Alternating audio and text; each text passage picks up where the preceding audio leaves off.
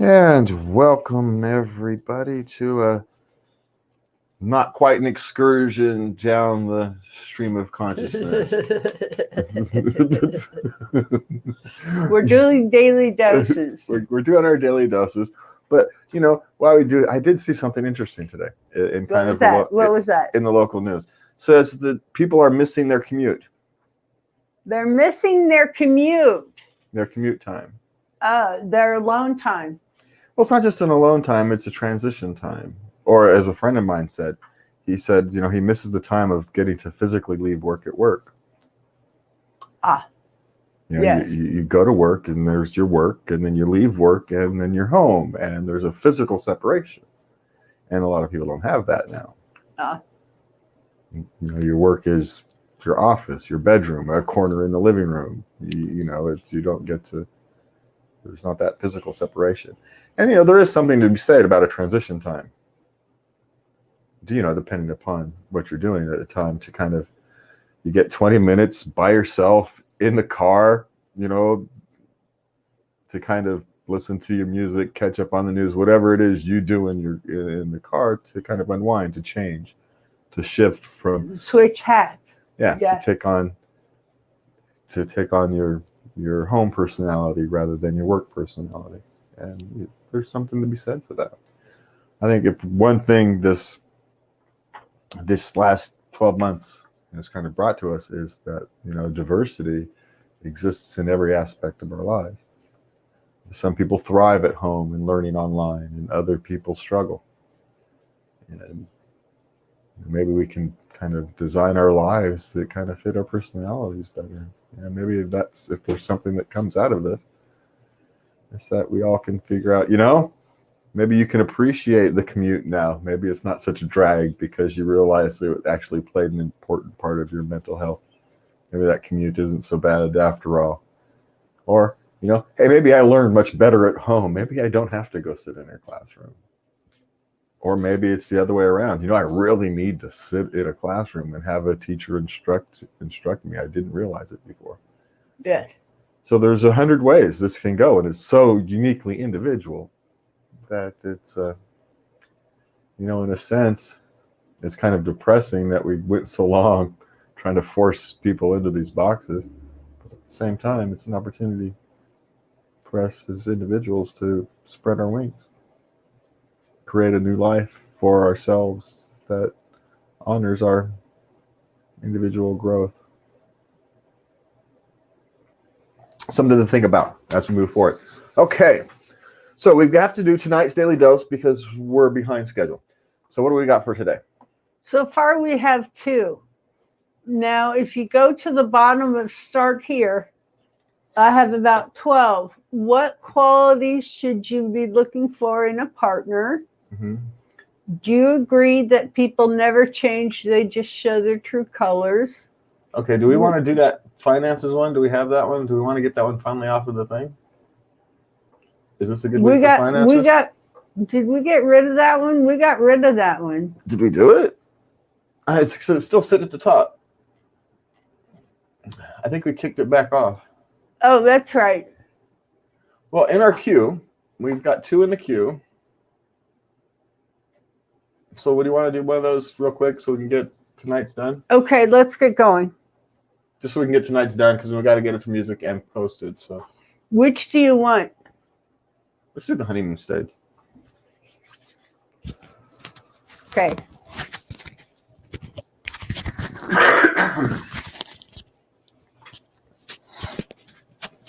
We actually did these as during the. These are started as letters to Lubby, and we did them as a topic of discussion. But I thought they were good enough that I can tackle them in a shorter but more precise format here that we do for our daily doses. Okay, so let's make sure we are rear panel. All right, we should be working over there. Mic test. Mic, yes. Check for mic. Yeah, well, we're already talking, so I couldn't throw the mic check at you like I normally do. Uh-huh. You just talk to you and have you talk back. Damn it. You know, Your little sneaky ways. I just need a sound from your mic. That's all I need. It doesn't actually have to be a real sound. We should be working over there, Mike. That. Mike, yes. Yeah. What? What are we doing? Yeah, we're checking to make sure the mic is working over on that screen as well. All right, you ready? Ready. Okay.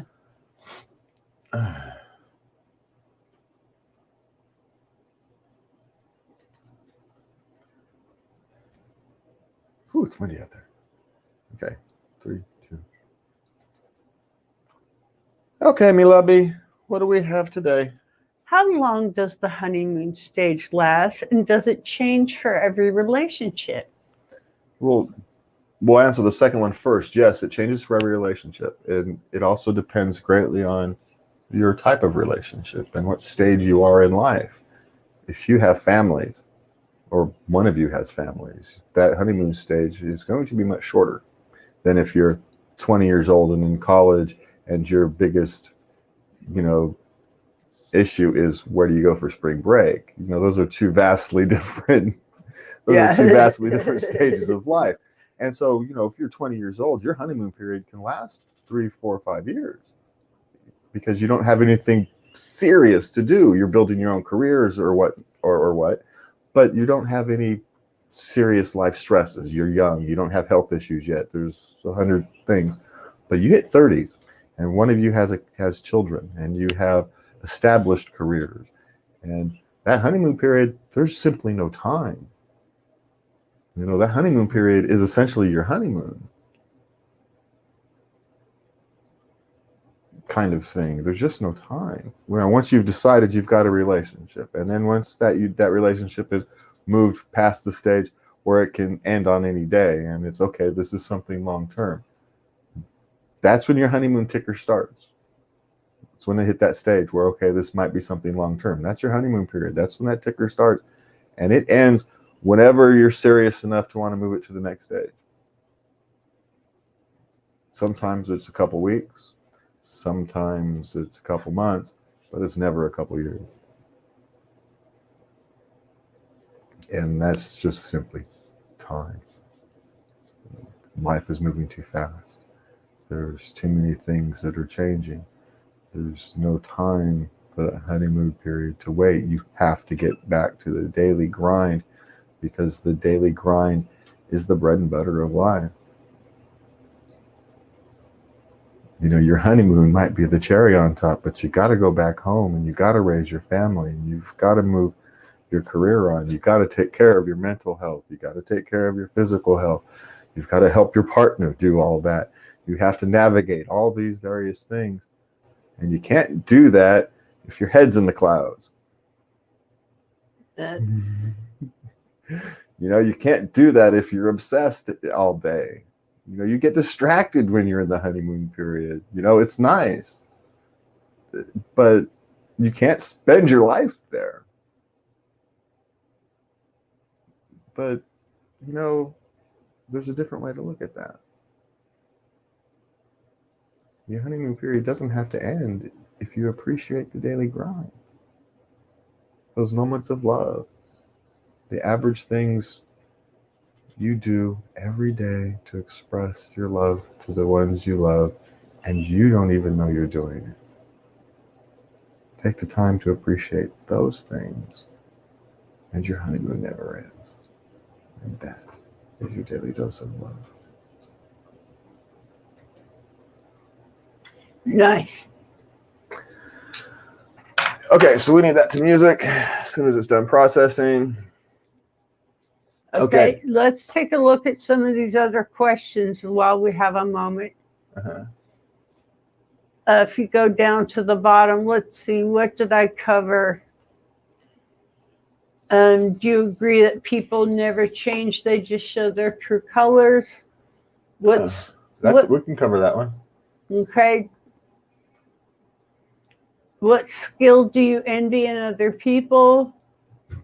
Do you believe in fate, or do you believe that things happen because of our decisions?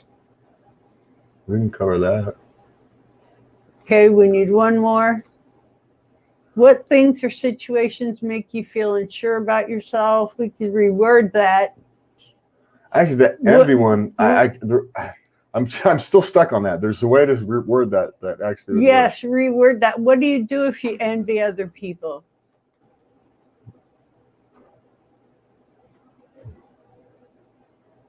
How do you want to word that?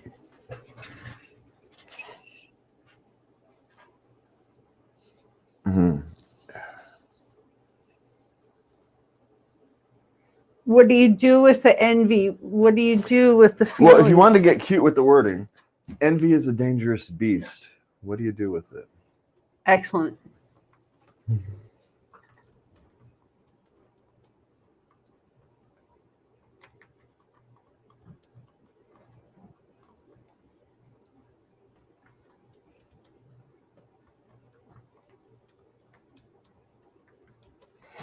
Okay. What do you do with it? So we just did 144. 41. No. 44. Yeah, 144.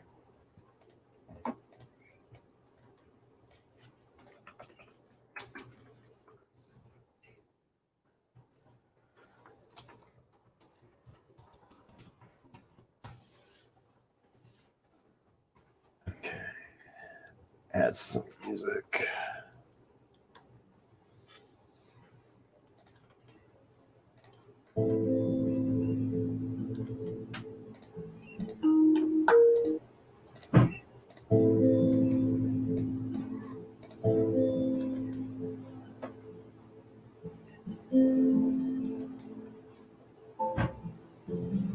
Okay, Milabi, what do we have today? How long does the honeymoon stage last, and does it change for every relationship? Well, we'll answer the second one first. Yes, it changes for every relationship. It also depends. I like it. Your type of relationship. I'm talking a little Stage you are fast. in life. I almost wish I could slow it down 2%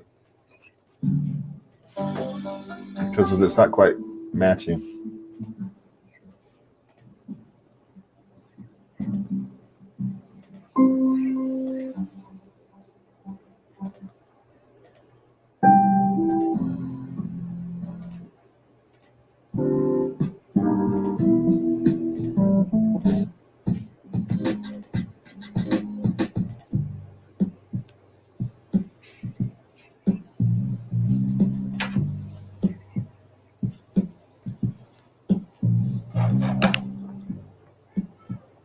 Okay, Milabi, what do we have today?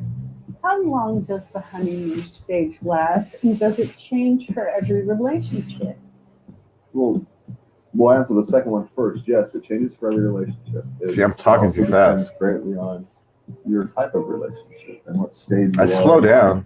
If you have families, or one of you has family. All right, maybe we'll just go with the first one. All right. We'll just go with the first one. Where is it? There it is.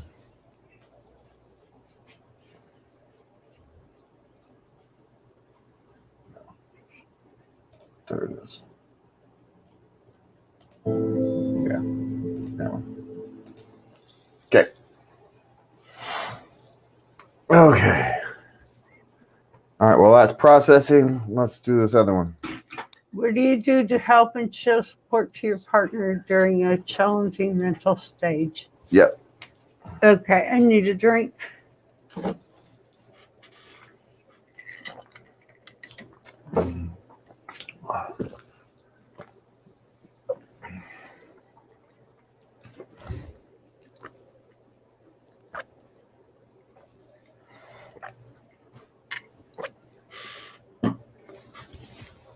Okay.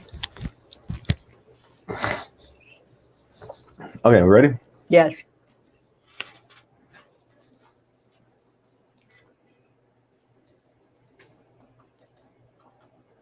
Okay, my love. What do we have today? What do you do to help and show support to your partner during a mental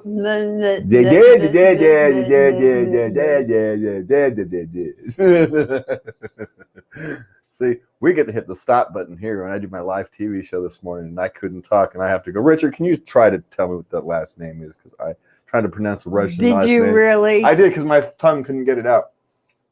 Okay. Well, your tongue is not made for foreign languages. No, it really isn't.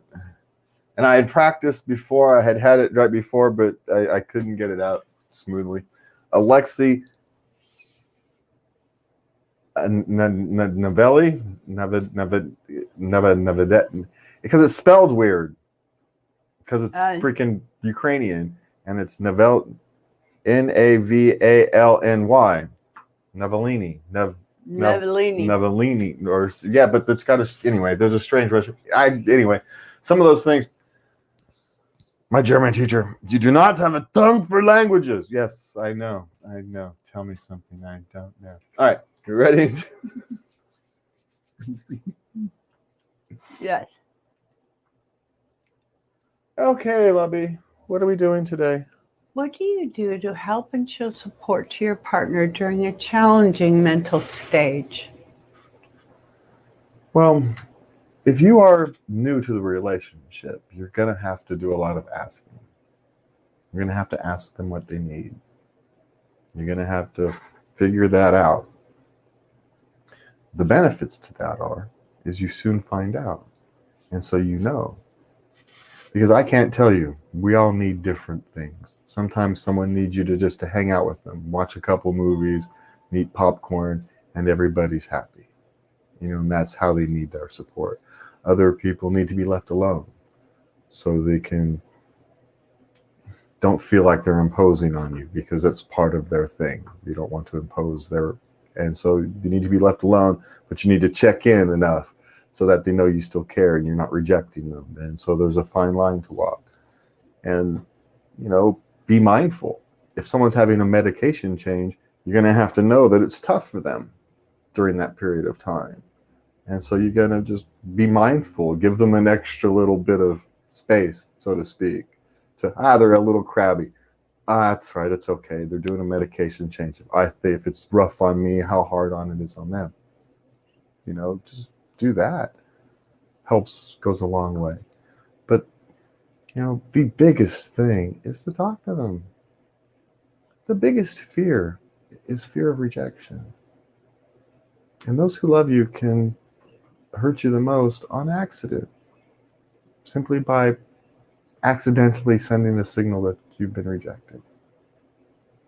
And so what you don't want to do is send signals that you're rejecting them in any shape, manner, or form. You can only do that by talking to them. It doesn't necessarily have to be about what they're experiencing. It can be about dinner, a movie, a TV show, a new hairstyle. It doesn't matter. You will know, because it's your relationship. You know what they need to talk about. But that's what you need to do. Engage with them. Let them be themselves. Let them know that no matter what, you love them. It makes it so much easier. Because it's hard enough to go through those difficult mental stages. And then it adds that on is you don't want to impose upon your loved ones. And then you worry about maybe you are imposing on your loved ones, and then they're going to reject you for it. And so if you can remove those last two things, it makes that first burden so much easier to carry. And that's really what you want to do, is you want to make that burden as easy for them to carry as possible, because you can't carry it for them. But you can help with the rest of them. And when you love somebody, that's what you really want to do. You want to help them. So talk to them. Hang out with them. Find out what you need. And do that. And that is your daily dose of love.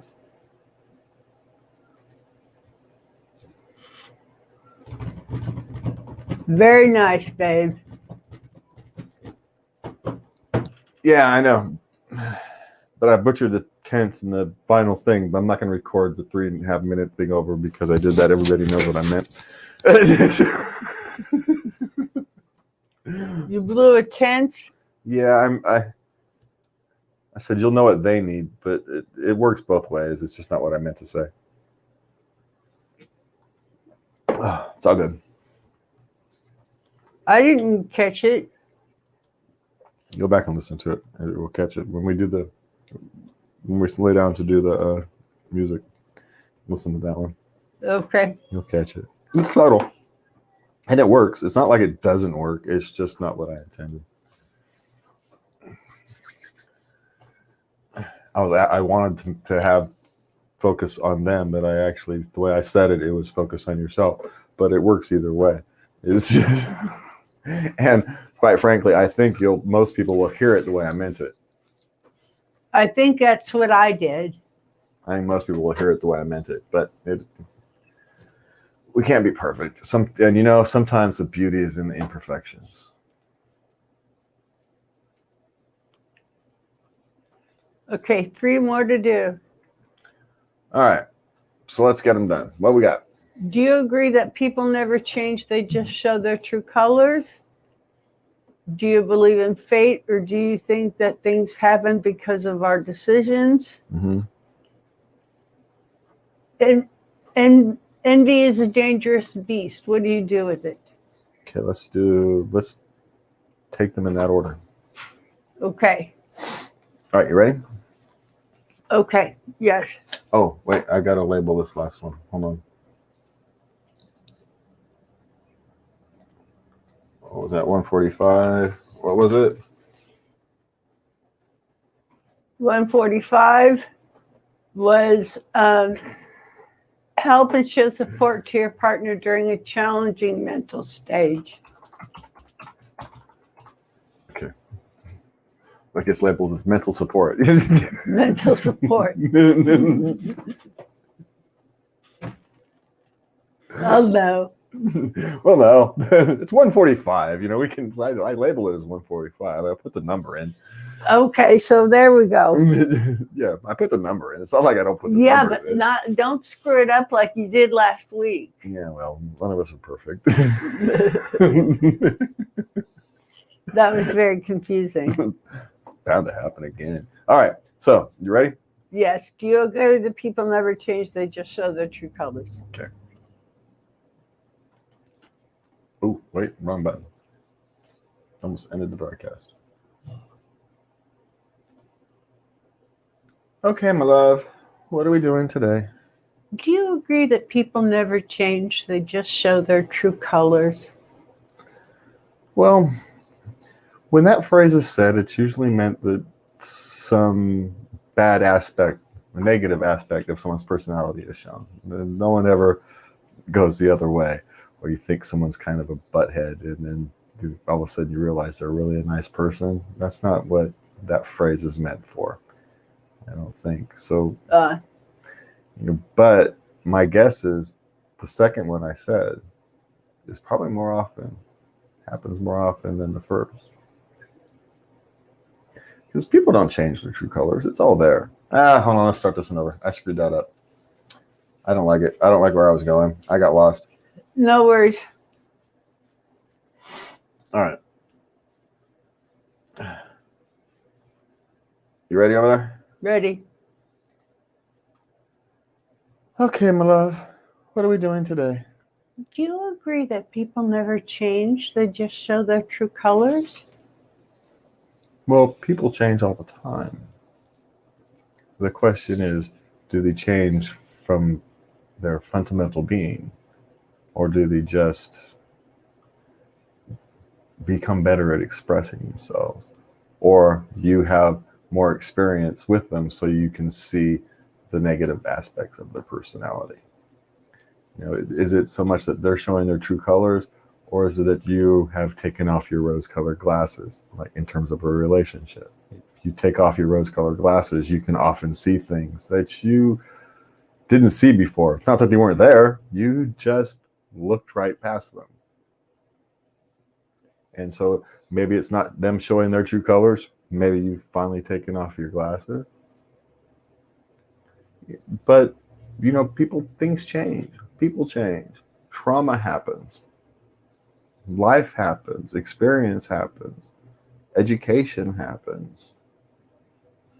self-exploration happens, and all these things can change who you are, or at least how you interact with the world. You know, I'm still the same person I was 15 years ago, but yet I interact with the world vastly differently. So have I changed? Am I now showing my true colors? No, it was always there.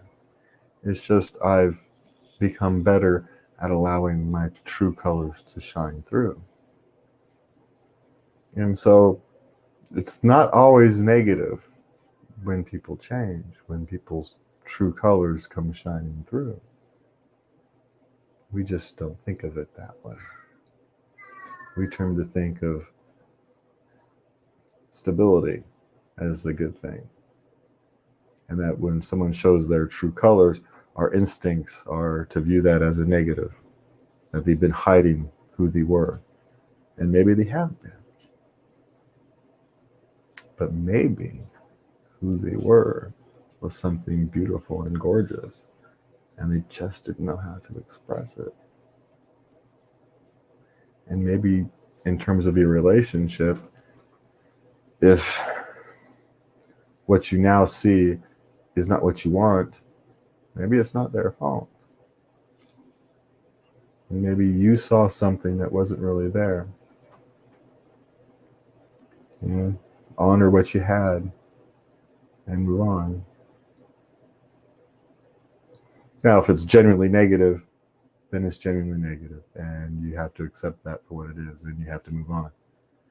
But most of life, you know, our interpretations are as much at fault as the world around us. So be mindful of yourself and empathetic for those around you. And that is your daily dose of love. Wow.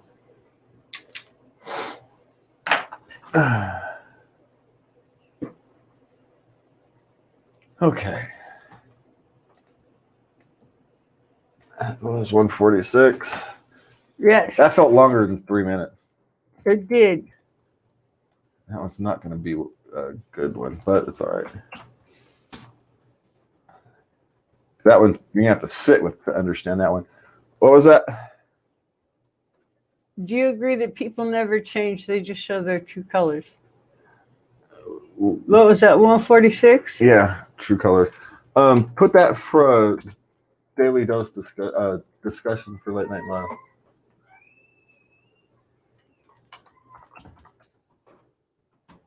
Please, my love. Yes. Sorry. I didn't mean to be so abrupt. So when is the next Late Night Love? What date? It's Saturday. Yes. What date? I don't know. 23rd. 23? Mm-hmm.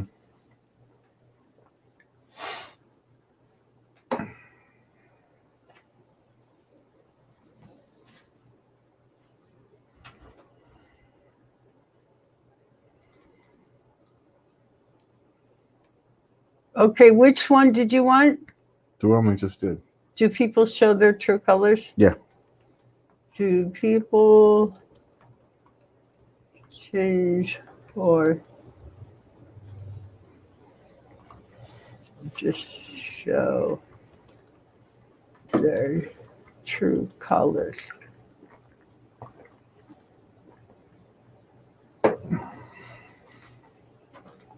Got it.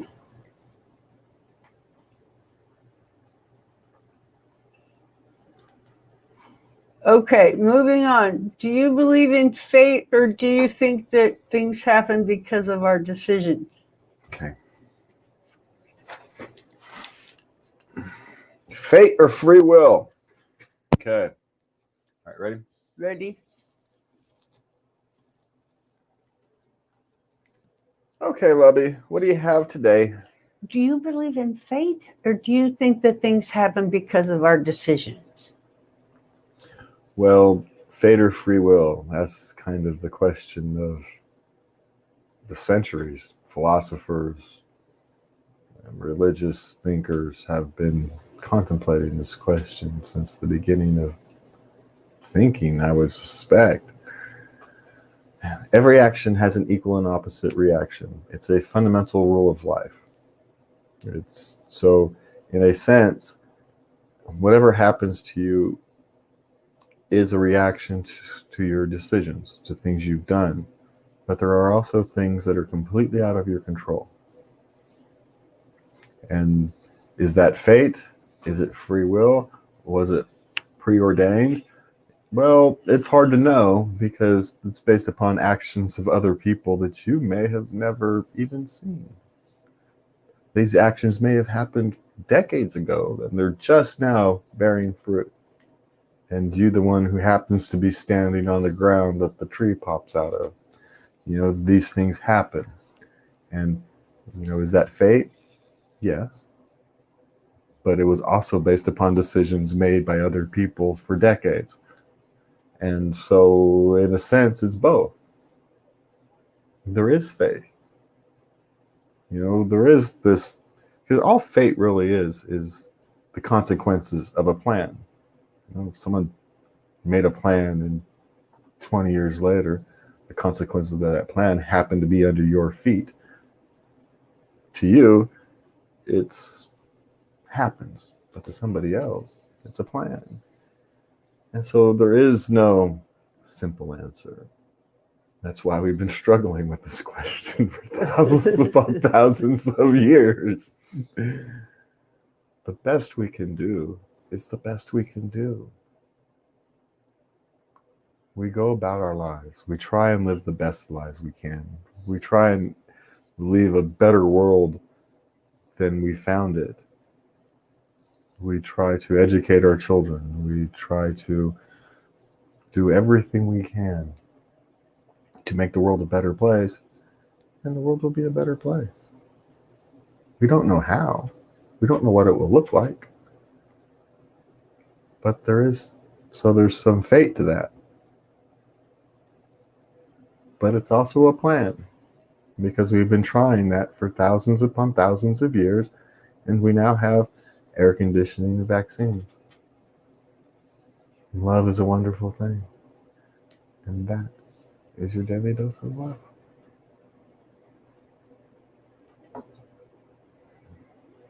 I think you answered that very well, because it's both. There's both going on. Yeah, it's And it's I, the same- and I hadn't thought of that. Fate to plan for someone else is your fate. yeah. Someone else's plan is your fate. It's you know, it can be, and you know, who knows? It's so. What do? You do the best you can. That's what you do. Why? Because what else you gonna do? You know, that's the short version of that. Why do you do the best you can? Because what else you gonna do? What else are you going to do? Okay, we have one more to do. All right. Envy. Okay. 147. That last one was 147. Fate 147. or Free free will. will. Okay. All right, you ready? Yes. What is it again? Envy? Envy. Okay.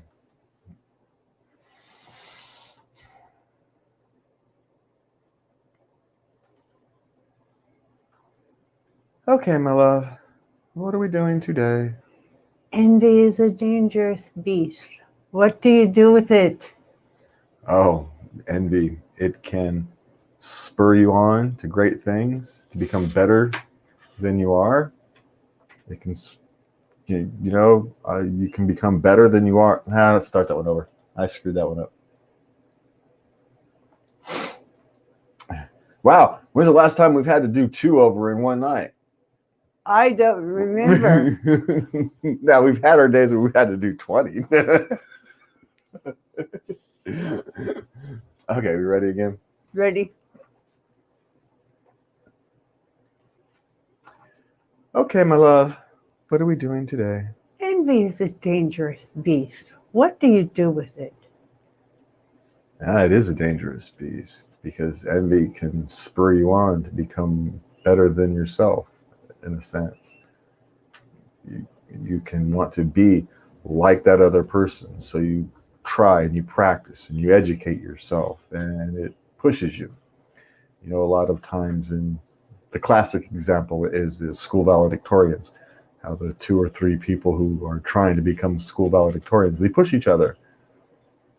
And, you know, neither one would succeed without the other one, because there's no one to push them. There's no one to envy. There's no one to look up to. But the dangerous side of it is that you can think it's unearned.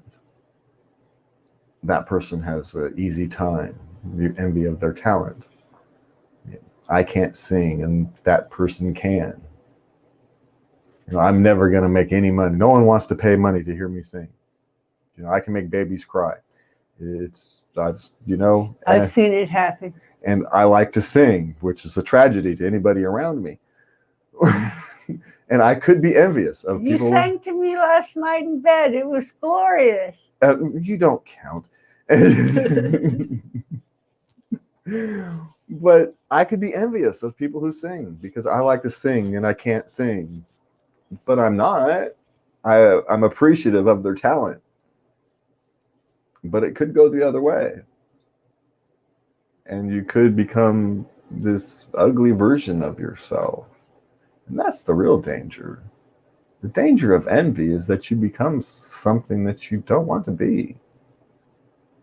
You know, it's one thing if you use it to become better, to try to become better at singing, to try to become better at writing, to try to become a better human being. That's good. But if you pervert that and twist it so it's harmful to yourself, your community, your family, then what you've done is taken something that could be positive and turned it into something that has been misused and is dragging you down. And so if you find yourself in that position, and I think all of us have, it's very human. We give it a color. It happens so much. We're all green with envy. It's a human emotion. It's a human trait. That's why the question gets asked. How do we deal with it? Because we know it's not good. We instinctively know it's not good. And so what do you do with it? Just be mindful. When you notice yourself having that negative side of the envy, and you start feeling negative towards those people, then you've got to spend time in the mirror and say, why? What am I doing that makes me not happy with me? Because if you have time to be envious of other people, you're not spending enough time on yourself. And that's your daily dose of love. I love that ending. 148.